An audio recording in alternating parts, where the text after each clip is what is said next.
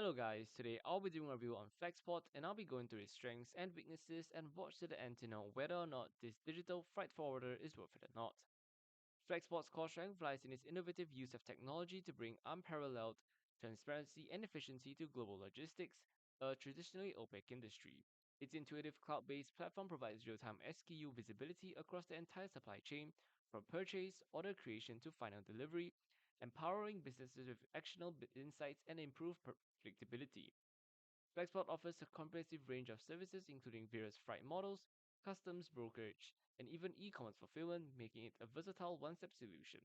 The platform's automation, enhanced by recent AI investments, streamlines tasks, reduces manual errors, and facilitates seamless collaboration among all parties involved in a shipment, significantly optimizing supply chain operations.